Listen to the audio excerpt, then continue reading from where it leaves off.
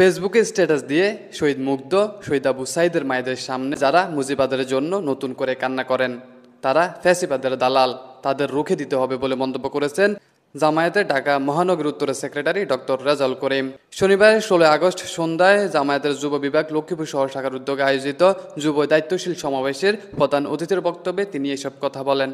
এই সময় উপস্থিত ছিলেন লক্ষ্মীপুর যুব বিভাগের সভাপতি মোহাম্মদ নজির উদ্দিন, বিশেষ অতিথি ছিলেন জেলা জামায়াতের সেক্রেটারি এআর হাফিজুল্লাহ, সহকারী সেক্রেটারি মহসিন কবির মুরাদ, লক্ষ্মীপুর শহর জামায়াতের আমির আবুল ফারান নিশান ও সেক্রেটারি হারুনা রশিদ প্রমুখ।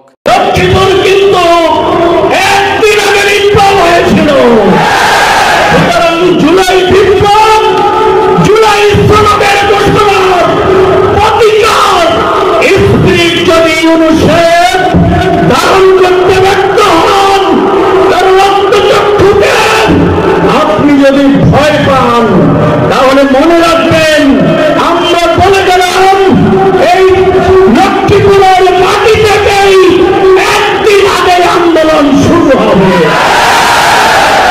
কি ভাইরা আপনারা প্রস্তুত আছেন? সুতরাং আগামী দিনে যারাই বাড়াবাড়ি করবে, চাঁদাবাজি করবে, মাস্তানি করবে, তাদেরকে আমরা জনগণকে নিয়ে সাথে নিয়ে ইনশাআল্লাহ সাহায্য করব।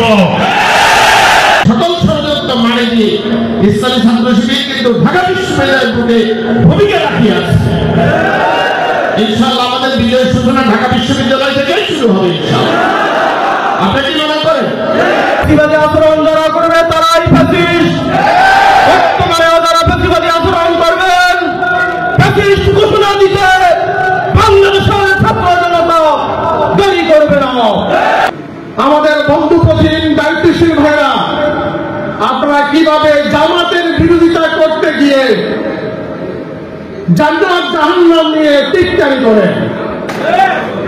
এটা বাংলার মুসলমানরা জানেন এটা না। আপনারা বলেছেন আমাদের ফ্যাসিস্ট জাতীয়তাবাদী ইসলামের বিরোধিতা করে ছাত্রদের উপর পতন হয়েছে। আমরা চাই না আপনারা তাদের মতো হয়ে আপনাদের পতনকে ডুবিয়ে আনুন।